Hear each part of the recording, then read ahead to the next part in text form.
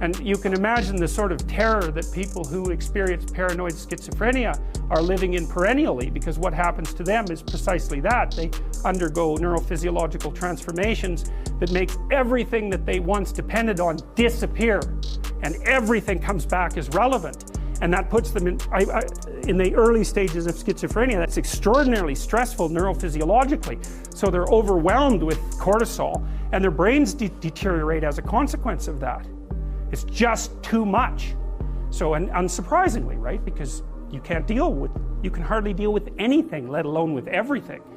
Now, and often what you see, and it's rarely conceptualized this way in the training of clinical therapists, but often what you see when you are dealing with people who are in crisis isn't people who have a mental illness. In fact, in my experience, that's actually quite rare. What's far more common is that the person that you're talking to has become overwhelmed by catastrophe. So their life has fallen apart in some way that makes what they're doing actually impossible. You know, so maybe someone very close to them in their family that they were depending on has developed a very serious illness, and that's thrown their entire financial state into utter chaos. Or maybe they've developed a condition that makes it impossible for them to work. Or, you know, you can imagine the potential range of catastrophes. And they're coming to see you because they're anxious and depressed. But the reason they're anxious and depressed is because everything they have ignored has popped its head back up and is hell-bent on their destruction. And often you see people who are being attacked by 5 or 6 of these monsters at the same time. And it isn't their mental illness that stops them from being able to deal with it, although that, you know, whatever weaknesses you have are going to interfere. It's the fact that what they're facing is no damn joke, and if you were facing it, you'd feel exactly the same way. So then you're trying to come up with practical solutions to these tremendously complex problems. And that's well, it's extraordinarily difficult, generally speaking. People often don't come to a therapist until they've exhausted their entire range of resources. They cannot figure out what to do. And so, you know, in a situation like that, you can administer antidepressants, and maybe that'll help the person increase their stress resistance. But and it may be that because they're depressed and have been brought down, that they are in fact exaggerating the danger of some of the smaller monsters that are after them. But making the person more stress resilient doesn't give them, for example, a new job, and it certainly doesn't bring back the person they've been living with for 2 years who has a degenerating neurological disease or some form of cancer. Like, these things are major. You know, I often see people who, well, they're in a relationship, maybe they're rather isolated, older people. One of the partners is dying and their entire financial situation has become catastrophic. It's like, that's not a mental illness, man. I mean, they may have got into that situation because of one inadequacy or another, but you don't even want to push that too far, because that sort of thing can happen to anyone, and will, in fact, happen to most people in one form or another, at least at some point in their lives. So you want to be damn prepared for that. You want to be prepared for that, because it's bitter and harsh and anxiety-provoking and painful. But if you're not ready, then it's also hell. And often you can stop things from becoming hell, even though you can't stop them from being bitter and painful and anxiety-provoking and all of that. You can at least delimit the catastrophe enough so that it doesn't permanently bring you and the people around you down. And that's not so bad, right? That's a hell, or at least it's a lot better than the alternative. So, I tell you the zebra story? Do any of you know that story? Okay, I'll tell you this zebra story. Stop me if I've told it to you before. This tells you everything you need to know about human beings. So it's worth knowing. Okay, so zebras have stripes, and people say, well, that's for camouflage.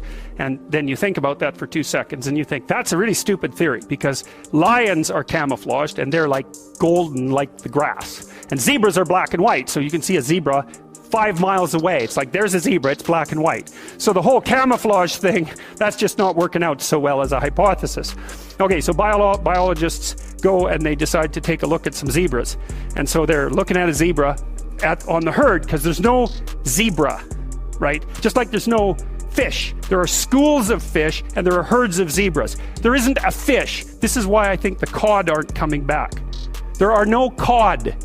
There are massive 100-mile-long schools of cod, 10 stories deep, 20 million years old. You wipe out the school, You don't just get to throw a cod in the water and say, well, you know, off you go. It's like, well, where's my city? It's like launching you in the middle of a field. It's like, well, go out there and reproduce. It's like, no, that's not going to happen, you know. So without the school, there's no cod, and you can't just introduce a whole school of cod because you don't have a whole school of cod. So, you know, maybe the cod are never coming back. And zebras are the same thing. There's not a zebra. There's zebras. And so you're looking at the zebras, trying to study a zebra, and you look at the zebra and you make some notes and you look up and you think, oh Christ, which zebra was I looking at? And the answer to that is you don't know, because the camouflage is against the herd. And the black and white stripes, there's a variety of reasons for the stripes. Flies also seem not to like the stripes, but you know, usually things evolve for multiple reasons. But anyways, it's very difficult to parse out a zebra against the herd. You look down, you look up, it's like, uh-oh, all those damn zebras look the same. Yes, the camouflage is effective, but it's against the herd. All right, so then you think, well, we better identify a zebra so we can see what he's up to. So then you take your Jeep and a can of red paint and a stick with a rag on the end of it, and you drive up to the zebras and you paint their haunch red a little bit, put a nice red dot on their haunch, or maybe clip their ear with a cattle clip. And then you stand back and you think, hey, I'm pretty smart, now I'm going to watch that zebra. So what do you think happens to the zebra? The lions kill it. Right. Because lions, they're smart, right? Hunting animals are smart. But they have to identify a zebra before they can organize their hunt. They can't just hunt the whole herd. They have to pick out a zebra. And so maybe it's like a zebra that's got a sore hip or something. And so you think, well, nature's kind. It just takes the weak. No, zebra or lions like really healthy, delicious zebras. But they look like all the other healthy, delicious zebras, so they can't get a bead on them. But if they're small and just born, or if they're limping, or there's something that identifies them, then the lions can pick them out. And then they do pick them out. And so the rule for human beings is keep your damn stripes on so the lions don't get you. And I'm telling you, man, if you want to remember one thing from my class about human motivation, that's a good thing to learn. People camouflage themselves against the herd, and they like to be in the middle of the herd, which is what fish do, by the way. If you have a big school of fish, the smart, healthy, large fish are in the middle of the school. Because you know what you call fish on the outside of the school? Bait. Right. So that's what people are doing. They're trying to move into the middle of the herd all the time. And the herd moves around, or the school moves around, and people are going, well, I'm in the middle. I'm staying in the middle here. So I've got this protective ring of people around me so the predators don't pick me out and do me in. So, okay, so that's part of the reason why I said, well, you can't sell something to someone for success, because you're thinking, well, people are aiming at success. Don't be thinking that. It's not by any means necessarily true. Trait neuroticism is a powerful motivator. And trait neuroticism is, let's not be too threatened or hurt. Right? That's the negative emotion system. And the negative emotion system is a killer source of motivation. You also see that there are scales of well-being that have been designed, mostly by social psychologists, which means they're very bad scales most of the time, because their psychometric capacity is absurdly low, generally speaking. So what you find with scales of well-being, sometimes they're talked about as scales of happiness even, is that people aren't after happiness, they're after not hurting. It's not, so they don't want to be extroverted and enthusiastic, right? And bubbly and full of smiles and laughter. That isn't what they mean by I want to be happy. What they mean is I don't want to be anxious or in pain. And so well-being scales tend to be something like emotional stability plus extroversion. But the big loading is on emotional stability, the reverse of neuroticism. You want to avoid suffering. You don't want to be happy. You want to avoid suffering. And one way to avoid suffering is not to let the lions gnaw on you. And one way of doing that is to stay in the middle of the damn herd. And so, I'm not being a smart aleck about this. I understand why people do that. There's real danger to being visible. There's real danger in being visible. Now, you might be successful if you're visible, but you also might be dead. People do not care about whether or not they succeed. They care about whether or not they fail. And so that's another thing, is that if you're marketing something and you can say this will stop you from being identified as a failure, then people might be happy about that. But if you say this will really help you succeed, it's like, no, I don't want to succeed. I just don't want to fail. I don't want to succeed. I just want to be invisible and be left alone. And if you're looking for people's fundamental motivation, that's it. They want to be invisible and they want to be left alone. If you concentrate solely on your career, you can get a long way in your career. And I would say that that's a strategy that a minority of men preferentially do. That's all they do. They work like 70, 80 hours a week. They go flat out on their career. They're staking everything on the small probability of exceptional status in a narrow domain. But it's hard on them. They don't have a life. It's very difficult for them to have a family. They don't know how to take any leisure activity. Like, they get very one-dimensional. Now, it may be that unidimensionality is the price you have to pay to be exceptional at one thing, right? Because if you're going to be something like a genius-level mathematician, and you want to do that or a scientist, say, it's like you're in your lab all the time, you're working 70 hours a week or 80 hours a week, you're smart, you're dedicated, you're unidimensional, and that's how you get to beat all the other people who are doing that. It's the only way. But the problem is you don't get a life. Now, if you love being a scientist and you have that kind of focus of mind, well, first of all, you're a rare person, and second, you're going to pay for it. But fine, more power to you. But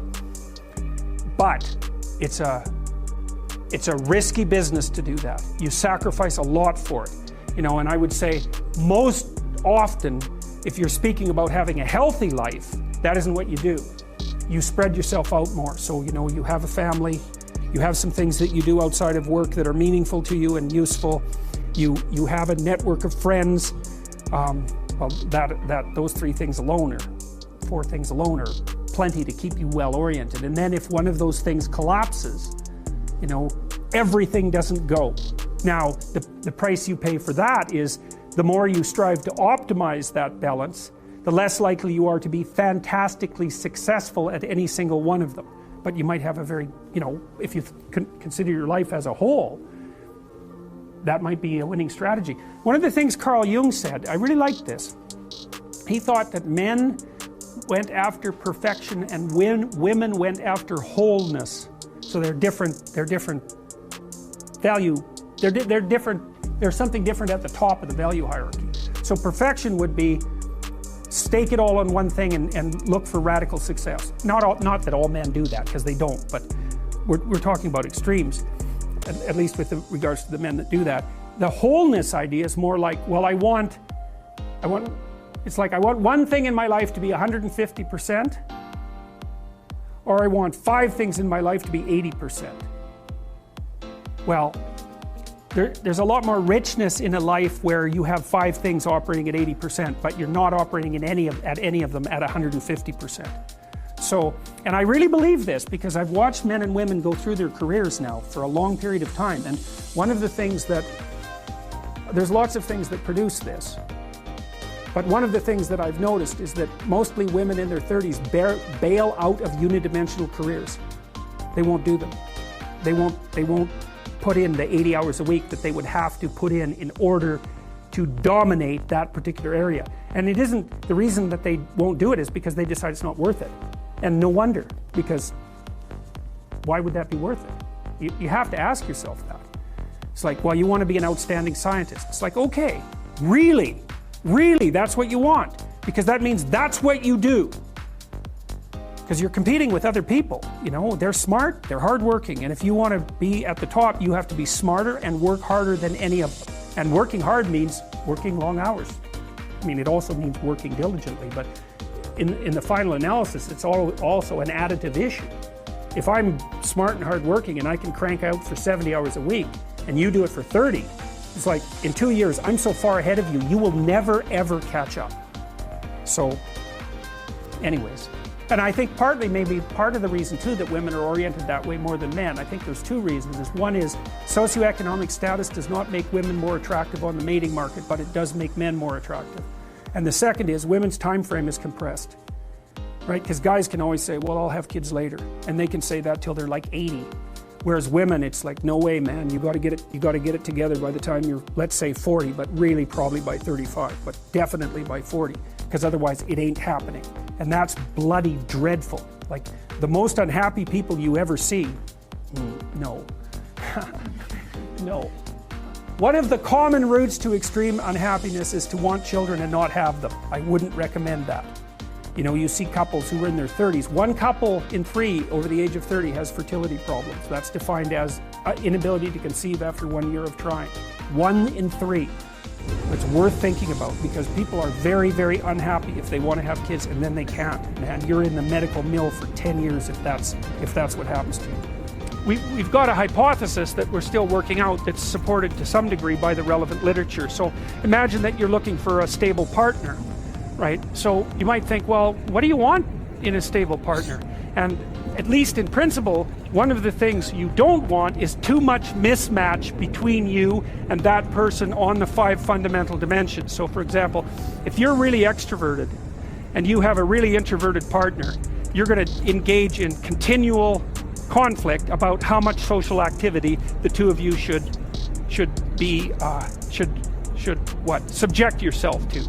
And it's very, very difficult for people who widely differ on those dimensions to come to consensus, because it's not just a matter of opinion, right? It's really a matter of different, if you're looking at extremes, of really different types of people. And the thing about introverts is they just don't enjoy large-scale social interaction that much. One-on-one they're often fine, but in a group they don't like that, and it tires them out. Whereas a real extrovert, it's like you isolate them and they just wither on the vine, because a huge part of what actually motivates them in a positive way is tangled up with social interaction. And so if you're an agreeable person and you have a particularly disagreeable partner, you're also going to run into problems, because the agreeable person will say whatever you want whenever, and the disagreeable person will say, well, I'd like to know what the hell you want for a change, and be much more harsh and much more demanding in the situation. And the agreeable person is going to find the disagreeable person harsh and unpleasant, and the disagreeable person is going to find the agreeable person wishy-washy and unable to stand up for themselves. And again, that's actually one of the primary sources of tension between men and women, because women tend to be higher in agreeableness than men. It's about half a standard deviation, which is quite a large difference by psychological standards. And so what that means, I probably haven't got the statistic quite right, but I think I've got it about right. What that means fundamentally, just so you have some sense of how large an effect that is that if you have a group of men and women and you pick out random pairs, the woman is going to be more agreeable than the man 60% of the time. So that's not an overwhelming proportion, but it's reliable, and it's quite large by psychological standards. So there's the problem with agreeableness. With conscientiousness, well, if you're conscientious, you're industrious and orderly. And orderly people seem to be sensitive to disgust, which is something we'll talk about in detail later. We've had a hard time specifying exactly what makes industrious people industrious, because it's hard to come up with an animal model for that sort of thing, and there's no theoretical model. But our latest idea is that, it's not my idea, it's actually the idea of my graduate student, Christine Brophy, is that industrious people find it unpleasant and unsettling to not be doing something. So it isn't so much that industriousness makes them happy or fills them with positive emotion. That would be more extroversion, right? Because extroversion is the positive emotion dimension. It's that industrious people can't stand sitting around doing nothing. And, you know, this is speculation, but, you know, human beings are obviously always engaged in the exchange of labor, especially the reciprocal exchange of labor. And you can imagine that in a community where everyone knows everyone, the people who work hard are going to be pretty irritated on a fairly chronic basis with the people who are completely unproductive. And my suspicions are that plenty of people who were completely unproductive in the history of the evolution of our species were wiped out by people who were unhappy with their lack of productivity. And so I think, generally speaking, human beings have this sense of ethical obligation with regards to one another to share labor. And people who are conscientious really, really feel that. So they feel bad if they're not busily working on something that's productive all the time. And so the advantage to being with someone conscientious is, well, they're going to work like mad, but the disadvantage is they're going to work like mad. So, you know, if you're looking for a partner that you want to relax with or have fun with, or who isn't uptight, then a conscientious person is probably not a very good choice. On the other hand, if you're a conscientious person and you're living with someone who's really unconscientious, that's good because they might be able to help you relax, but you're not going to be happy with them because they don't work nearly as hard as you do. But even worse, on the orderly dimension, you know, some of you have had roommates and maybe you're more orderly than your roommate. What does it mean? It means you're annoyed by mess before they are. And you don't have to be annoyed by mess much before your less orderly roommate for you to be the one that's always running around picking things up. And so actually one of the things that's emerged from the psychometric analysis is that women are slightly more orderly than men. And I suspect that has something to do with the, what would you call it, inequitable distribution of housework. Because even if imagine that your proclivity is to be triggered by disorder 25 seconds before your partner's. Well, you're going to end up, it doesn't take much difference for you to be the one that's always concerned about the mess first. So anyways, and so if you're a really orderly person and you live with a disorderly person, well, good luck getting along with them. They're going to regard you as like uptight and over concerned with details and unwilling to relax, that's for sure. And they're going to regard you as, well, just a bloody mess. And how can anyone possibly live with someone like you? And so another reason why it's useful to understand your personality is because I think it gives you a better crack at finding someone that you can actually live with over the long run. And we don't know what the optimal, I don't think you want to live with someone who's exactly like you, because then both of you have the same strengths and weaknesses. And there's a bit of a problem there, right? Because maybe an agreeable person can use a bit of a disagreeable person around them to balance each other out, and vice versa, right? So we don't understand the optimal balance for long-term thriving in a relationship, but I think we do understand the fact that if you're too different in your traits, that where you're different is going to constitute a chronic source of conflict.